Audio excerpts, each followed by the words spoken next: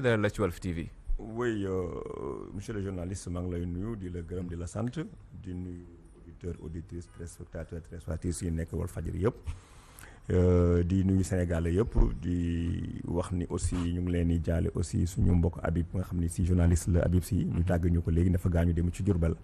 ñu ñaan yàlla na ko yàlla yërëm yóbbu ko àjjana fi daw si barkantu bi salaam léegi lañ jot nouvelle bi donc ñu ne woon nañ ko waxaale au passage camarades yi déglu ko ñaanal ko. di leen sant di leen gërëm ci invitation bi je vous remercie. di ko jaalee njabootam ak njabootu taskatum xibaar yëpp moom Habib Sy suñu doyen di leen jaajëfalaat ci teewlu bi ñu tàmbali waxtaan wi ak dialogue social bi muy waxtaan yi nga xamante ne moom moo dox si diggante partenaire yi nga xamante ñoom ñooy état syndicat yi ak patronat bi ñu gis ni nguuru Sénégal woote woon na ko rawatina premier ministre bi ko jiite woon fële ci Grand Théâtre bàyyi ba tey ñu ngi si ay waxtaan ñu dégg fan yëpp ay syndicats yu jug di ñaawlu nga xamante ne noonu la mbiree di demee yéen à votre niveau naka ngeen jàngatee processus bi. voilà di sant yàlla rek di jul sant bi sallallahu alayhi wasallam di sant aussi gouvernement bi ci li nga xam ni woote na ko.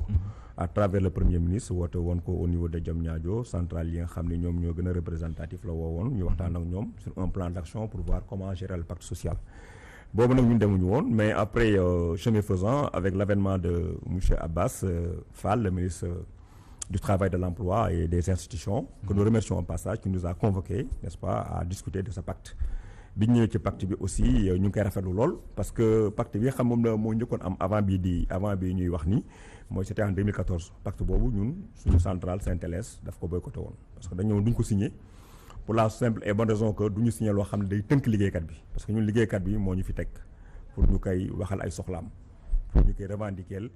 pour ñuy faj ay coonaam pour ñu taxawu ko bu fekkee dafa am ay métit am ay tolof mais pacte boo xam ni boo ko signé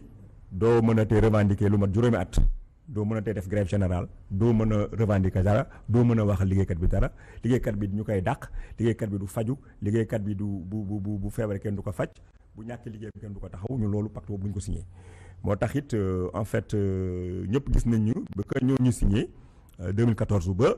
période bi ñuy wax tolof rek moo am ci mouvement syndical ak mouvement liggéeykat yi tey la liggéeykat yi gën a sonn bañ ko signé ñoom parce que dàq ñu ngi leen di dàq kenn mën leen intégré ku ñi nga xam ne amuñu woon liggéey aussi tamit mënuñu waa dellu seen liggéey ñu amoon liggéey dàq nañ leen seen liggéey ñu feebar mënuñu faju tey aujourd'hui c'est le sauve qui peut ñëpp a ngi yuuxu bon léegi nag avec l'avènement de PASTEF et du ministre qui nous a convoqué à cette discussion là sur le pacte def nañ juróomi fan hôtel Mamoun yoo xam ni présenté nañ ñu effectivement patronat syndicat ak gouvernement li nga xam ni moom mooy attentes yi ñun suñu attente bi ñu ko formuler ci lu bëri mu ngi ñëwoon ci nañu régler bor bi nga xam ni moom la gouvernement bi yoreel liggéeykat yi yore ko entreprise yi parce que bare nga nee naam ne fa bor bi bëri na te bor bi yàgg na ay centaines de milliards la ñu yoreel liggéeykat yi yore ko entreprise yi te loolu tant que fayuñu ko nit ñi duñu mën a dund gu am solo duñu mën a liggéey bu am solo parce que BIT dafa ne travail décent salaire décent parce que salaire moom mooy suturaal nit ki mooy tax mu mën a lekk mën a naan mën a faju mën a am dëgërluwaay pour entreprise mën a am productivité bu fekkee nit ki nag joxoo ko li nga ko war a jox ba pare di ko teg ay coono ay daan boo waxee nga dàq ko parce que tey travail yu bëri dañu nekk dans la vulnérabilité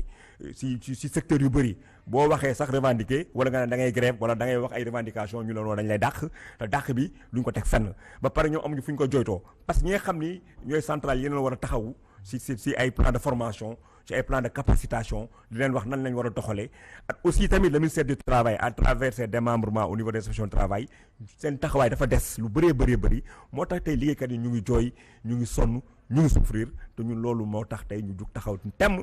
ñun Syntelès confédération nationale du travail libre du Sénégal ak ñi ñu àndal ñoom Mballo Thiam ak ñeneen pour vraiment dire que l'heure est grave nous sommes à la croix des chemins il faut vraiment venir en aide au monde du travail en quoi faisant en discutant du pacte avec des attentes yoo xam ni propose nañ ko teg nañ ko ci table ji attentes yi secteur par secteur éducation teg nañ ko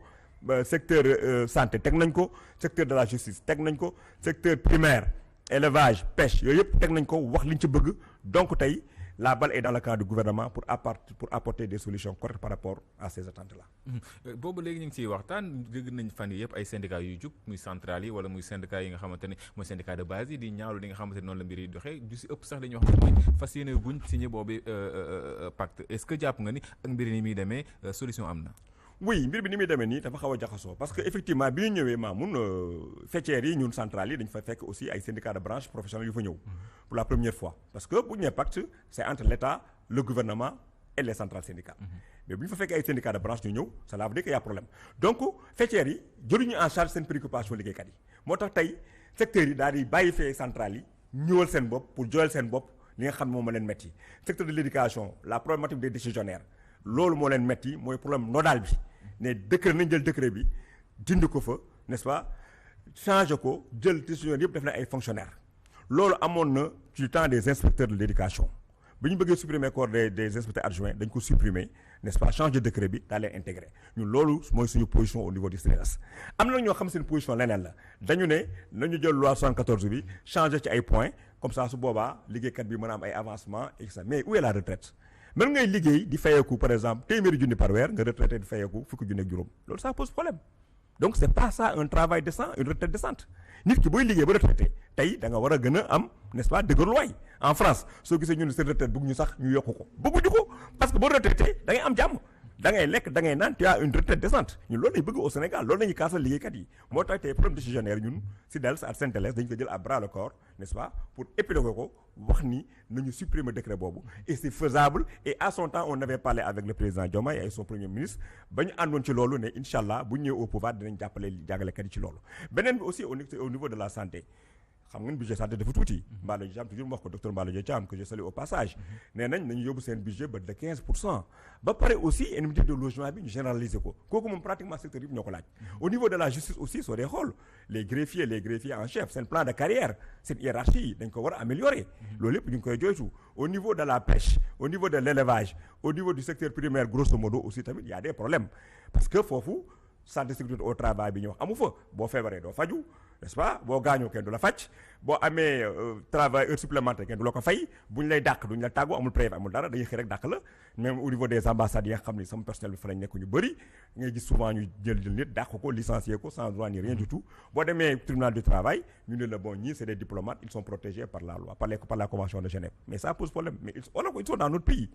alors quand tu es dans un pays tu dois respecter le code du travail tu dois respecter la constitution de ce pays-là n'est-ce pas pour assister les travailleurs donc de grosso modo dans beaucoup de secteurs collectivités territoriales tous les secteurs daal waxtaanee nañ ko attentes yi bind nañ ko jox nañ ko gouvernement bi di xaar maintenant nan la ñuy def ba signer pacte bi parce que signature pacte bi c'est pas une panacée du loo xam boo ko signé rek da lay tënk doo def dara non mën nga signer pacte mais boo bëggee grève nga grève boo bëggee aussi revendiquer nga revendiquer kooku mënul nekk boobu pacte lu muy jariñ parce que pacte bu ñu ko signé li ñu bëgg mooy dal am oui mais dal boo ko signé ba pare de grève kon est-ce que pacte am na njariñ non si xam nga pacte bu fekkee da nga ko signé waroo ko violer bu dee violer woo ko n'est-ce pas deux parties yi ku nekk respecté trois parties état gouvernement patronat ku nekk respecté cër bi ñu la jox engagement yi su boobaa dara du am coow du am mais bu dee da nga signé pacte ba pare ñu ne dañ lay tënk ba doo grèvati ñun ànduñu ci loolu kenn mënuñu tere grève bu fekkee ne accords yi dañ koy respecté n'est-ce pas passif bi ñu fay ko revendication yi ñu différé ko xool nu ñu koy discuter plus tard bu boobaa ñun ànd nañ ci loolu mais pacte boo xam ni dañuy jox nit ñi xaalis 300 millions ne la bul grève bul wax dara ñun ànduñ ci loolu duñ ko def parce que ñun xaalis taxu ñoo jóg li ñu tax a jóg mooy ñu abréger la souffrance des travailleurs li ñu tax a jóg mooy les revendications des travailleurs ñu mettre ko sur la table et puis ñu avancer ak ñoom. yaa ngi tudd 300 millions yooyu ñu lee si chaque année day doon na loo xamante dañ koy jox centrale syndicale yi nga xamante ne ñoom ñoo gën a représentatif booy chaque année day jur ay coow. oui dina jur ay coow parce que ñoom riba rek la ñuy lekk ah. lu tax nga wax ko. parce que xaalis boobu assemblée nationale moo ko voté mettre à la disposition du ministère du travail pour toutes les centrales légalement constituées selon les conventions 87 et 98 nous sommes légalement constitués centrales yëpp ko bokk parce que man dama am ay charges dama yor siège bu may fay dama yor personnel dama yor jënd ay oto damay def tournée damay dem voyage à l'international au BIT au même titre que ñoom ñooy def fu ñu dem ñu dem fa ñu fekk leen fa ak suñu moyen propre ñoom nag ñu leen jox xaalis boobu ñoom ñu koy voyager di ko lekk ah travailleurs yi amuñu capacitation amuñu formation amuñu dara tey moo tax ñu ngi dans la rue ñëpp dàq nañ leen. parce que lan la texte yi wax si subvention boobu. mais subvention bi li texte wax mooy ne ko ñëpp dañ ko waxtaanee ñëpp bokk ko au prorata des résultats des élections man demoon élection mais am na ku ma àndoon dem élection coalition mais kooku gagné na Mballo Dia Thiam il a 10.2 mais ba léegi dañ ko écarté pour la simple et bonne raison que dañoo jël central am jaxase ko at ay nitam ba tey ñu bloqué lépp ñeneen jug ne way ñoom ñoo waroon ñoom ñoo central ñoom ñoo ko moom patati patata ba ku nekk sa bopp toj kenn xamul looy def te loolu c'est pas normal. syndicat c'est la générosité central syndicat c'est la générosité c'est l'entraide bu fekkee mënuñu am générosité di bokk li ñuy jox mais jaratul ñuy def syndicat jaratul ñuy def central syndical parce que mënoo ne yow da ngay wutal sa bopp lu baax ngay wutal sa morom lu bon tey bi ñu waree tour du Sénégal avec nos moyens propres ba gagné bi ñu joxee 300 millions yi kenn waxul suñu tur bi ñu joxee les postes de responsabilité au niveau de l'IPRES au niveau de la caisse au niveau de la gestion kenn waxul turu Mballo Dia Thiam kenn waxuñu alors que c'est pas normal ñëpp la ñu war a jox ñoom ba ñuy dem élection avec l'ancien régime li ñu jot ci xaalis en 10 ans ça fait 3 milliards de francs CFA fan la ñu ko dugal moom la ñu campagner dem jox ko travailleurs yi corrompre leen pour gagner pour mu ñëw toogaat fii man ku ma joxoon 300 millions damay gagner yow ku ma jox 300 millions da ngay gagner au niveau des journalistes boo demee élection mais oui c'est ça la vérité mais joxuñu ñu dara ñoom chaque fois ñu leen koy jox bu dee nii lay continuer mais c'est pas la bu ñu def ci syndicat parce que ñoom ñoo fi nekk à vie loolu nag dañ ne dafay jeex waaw man Pape Mamadou Kane Mballo Dia Thiam ñoom Bakhaw Diong ñoom Doudou Cissé ñoom Tamba ñun ñëpp dañoo jug def benn collectif daan ne il faut mettre un terme à ça l'argent là c'est l'argent du contribuable am benn loi bu bind ni ñoom ñoo ko war a séddoo ñëpp ko war a bokk et d'ailleurs ils doivent rendre compte parce que le ministre Abbas doit faire l'audit de ces 300 millions là donnés depuis 2012 ñu xool fan lañu ko def c'est important parce que l'argent des travailleurs. alors si mbir moomu li muy wane bokk na ci pëccëxoo bi nekk si monde syndical bi centrale yi bëri nañ coow yi bëri na jubóo gi amul si ñëpp est-ce que bu jubóo gi amul foofu. non je suis désolé centrale yi bëri wuñu de. nous sommes une vingtaine de centrales syndicales au Sénégal pour combien de travailleurs. plus de 2 millions de travailleurs. nous sommes mais déggoo amul lay wan. waaw déggoo moo amul. te déggoo boobu mën na am pour la simple et bonne raison que ku nekk am nga secteur boo yor. parce que ñoom am na ay secteurs yoo xam ne yoruñu ko. yoo xam ñun ñoo koy contrôler ñoom aussi am na secteur yoo xam ne ñoom ñoo ko ñun contrôler wuñ ko. donc si on fait l'addition des forces mais on peut peser parce que le mouvement syndical c'est en fait c'est la solidarité c'est vraiment en fait le bien-être pour tout le monde. mais bu fekkee tey ay centrales ñooy xeex seen moroomu centrale mais fan lañ jëm li yëkkati fan lañ jëm moo tax la preuve est là les travailleurs sont dans la rue dispersés. koo laaj mun na non bokkuma benn centrale koo laaj mun na bokkuma benn syndicat damay xeexal sama bopp. ba tey sax gis nañu ay activistes ay comme Guy Marius Sagna député que je salue au passage moo naan jël préoccupation des travailleurs alors que il n'a pas de syndicat il n'a pas de centrale mais loolu nous sommes dans quel monde au même moment que ñi nga xam dañu leen jox ay moyens pour ñu waxal travailleurs yi waxaluñu travailleurs yi mais ça pose problème tey boo demee ci pacte bi nga gis les syndicats de branche professionnelle sectorielle di jël parole devant le secrétaire général de centrale di dénoncer di attaquer di dem grève di am ay acquis ñoom ñu toog di xoolee mais ça pose problème mon cher. Donc aujourd'hui, il est temps qu'on reconsidère le mouvement syndical pour dire que nous sommes là, nous sommes debout et nous allons prendre les choses en main avec les travailleurs pour vraiment exiger du gouvernement l'application de tous les protocoles d'accord signés depuis très longtemps et aussi l'ouverture après de négociations en perspective. Mais pacte bi pour ñun lu baax la. Pacte de stabilité et d'émergence économique mais lu baax la pour suñu réew parce que réew ñun ñoo ko bokk. Pastef est venu au pouvoir avec 56%. nga ne da ngay xeex mais xeexoo ko sa bopp ngay xeex ñun xeexuñu kenn ñun li ñuy xeex mooy travailleurs am seen dignité. retrouver leur dignité ku amul woon liggéey ñu wutal la liggéey ku ñu dàq ñu intégrer la et cetera mais yooyu nag c'est pas un préalable fii ak 1er mai déedéet fii ak 1er mai on peut pas régler ça en 10 jours est-ce comment on peut régler le problème de licenciement de 30 000 personnes mais c'est pas possible donc si j'entends des syndicalistes dire que du ñu dem signer pacte le 1er mai parce que dañoo licencier le préalable c'est licencier li ñuy jël le préalable que dañ rek lii mais c'est pas ça c'est mal connaître le mouvement syndical. Alors, Pape Mamadou Kane, secrétaire général de la Confédération générale des travailleurs libres du Sénégal, nekkit secrétaire général du syndicat démocratique des enseignants libres du Sénégal jàngalekat ñu des un peu ci secteur éducation bi jamono ji tudd nga léegi ñi nga xam ñoom lañ dàkk un peu à peu près 30 000 employés yoo xam ne dàkk nañ leen. Au même moment l'État aussi du Sénégal mi ngi recruter bokk na ci question wu 2000 enseignants yi nga xamante ne dugal nañ leen ci secteur njàng meeg njàngale mi waaye coow li dasee bëri lool naka nga jàngatee processus bi ñooñu nañ leen tànnee ba jël leen. oui moom sànq en France c'est le paradoxe parce que mënoo dàq ay nit ba pare jël ay nit fay parce que Sénégalais yëpp ñun sommes d'égale dignité nit ko xam ne mu ngi doon liggéey di sàmm ngorom di sàmm diineem di sàmm ay amam di régler ay problème nga xëy benn ci daal di koy dàq. am ñoo xam dañ leen dàq sans avis sans préavis sans rien du tout am ñoo xam sax bi ñu leen dàq peut-être sax consulter nañ leen parce que wax nañ seen contrat jeex na et cetera am ñoo xam ni aussi bi ñu leen di dàq fay nañ la indemnité et tout ça pour ñoom defi leen loolu on est d'accord mais li bon mooy nga dàq nit te yëgaloo ko waxtaanoo la ko moom waxtaanoo la ko syndicat bi mu bokk waxtaanoo ak délégué de personnel yi loolu ñun vraiment ça nous pose problème te loolu dañuy ñaan mu dañ fi ñi dàqoon ñëpp nañ leen woo waxtaan ak ñoom intégrer leen seen plan si seen liggéey ñu wut ay plan de carrière ñu réviser même les salaires s'il le faut parce que yooyu yëpp code du travail nangu na ko parce que nous sommes des légalistes il faut respecter le code du travail il faut respecter vraiment les conventions ratifiées par le Sénégal il faut respecter la constitution il faut respecter les Sénégalais parce que liggéey mooy dignité nit soo ko ñàkkee ñàkk na sa dignité imagine toi man sama bopp man la yow dàq naal te man maa ngi liggéey di fayeeku di jox sama njaboot yow ma dàq la je me mets à ta place ça pose problème nañ xalaat affaire yi beneen bi au niveau de l'éducation effectivement tout récemment le ministre a annoncé un recrutement de 2000 enseignants. Alors, à notre grande surprise, semaine passée, on a vu un collectif qui est né, qui est sorti à la télé pour dire que ñun ànduñu ci ni ñu jëlee jàngalekat yooyu parce que ñun am nañ suñu diplôme professionnel am nañ suñu CAP ñii am nañ seen CAP ñii am nañ seen KS ñii am nañ seen CAMES et cetera ñu déposer malgré leur formation malgré leur savoir-faire jëluñu leen au même moment ñu gis ñoo xam ni amuñu benn formation amuñu loolu ay diplôme pédagogique n'est-ce pas académique ñu daal di leen di jël avec le diplôme académique mais loolu ça pose problème. moo tax tey ñu ni nous lançons un appel au ministre de l'éducation nationale pour que vraiment mu woo les partenaires que nous sommes ñu toog waxtaanee affaire bi parce que actes yi signé guñ ko. décisions yi signé guñ ko donc dañoo jël rek dañu recruter nii rek comme ça nañ ko jël ñu xoolaat ko xool ñi nga xam ni ñoom ñoo méngool profil bi am nañ formation mën nañ jàngale am nañ xam-xam bi mais ñu jox leen ko ñu jàngal xale yi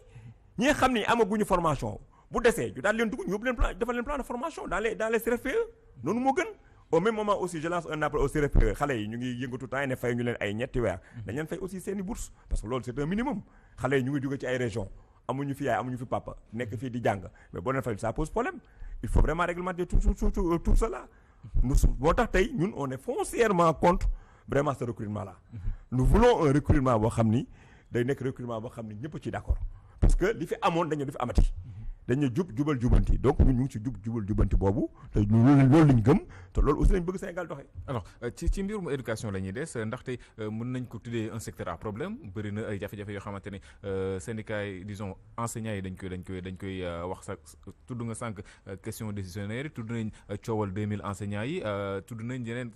conditions de travail yi nga xam ne moo nekk ci biir classe yi aujourd'hui yéen nga xamante yow yaa jiite CDLC ñuy jëm si feetu 1er mai yan revendication ñoo gën a am solo si ngeen teg stable bi. waaw revendication yi gën a am solo mooy nañu résorber rapidement fay la dette due aux enseignants mooy bor yi seen rappel yi nga xam moom lañ yore lañ leen ko fay avancement yeeg intégration yeeg prêt DMC bi aussi nañ ko joxe parce que dañu am ñoo xam dañu am seen ticket DMC dem ci banque yi ñun duñu leen fay parce que teguñu ko fenn donc yooyu yëpp bu ñu ko réglé maanaam la dette due aux enseignants kooku c'est un préalable kooku nañ ko réglé lu mu gën a gaaw alors beneen bi aussi mooy la problématique des décisionnaires yi dañ ne corps boobu nañ ko éradiquer ñun loolu lañ gëm parce que décisionnaire mooy koo xam ni booy liggéey nekk actif di nga am salaire bu baax waaye boo retraité pratiquement da nga yelwaani loolu ça pose problème ñu ne nañ garder la dignité de l'enseignant à la retraite travail décent salaire décent retraite décente te loolu c'est faisable comme dans d'autres pays en France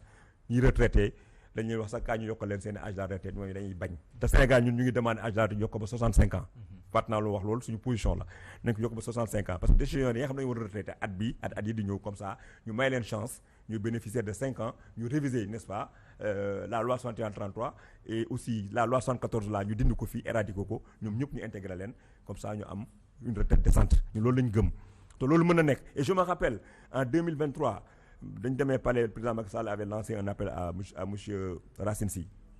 ne ko il va falloir réunir la caisse et vraiment l'IPRES mu nekk benn comme ça liggéeykat yi su boobaa seen coono dina gën a wàññeeku parce que kii mënul retraité di fayee ko weer bu jot kii di retraité di fayee ko par ñetti weer wala ñaari weer ay 30 000 francs ay 25 000 francs ay 100 000 francs mais ça pose problème te loolu moo fi am loolu du sax bourse maanaam loolu c'est des cadeaux qu'on donne aux enfants mais loolu dafa ñaaw c'est indigne pour une république donc moo tax tey les autorités là le ministre du travail Abbas nous lançons un appel pour que vraiment mu jël toutes les dispositions nécessaires ñu réviser n'est-ce pas la caisse de sécurité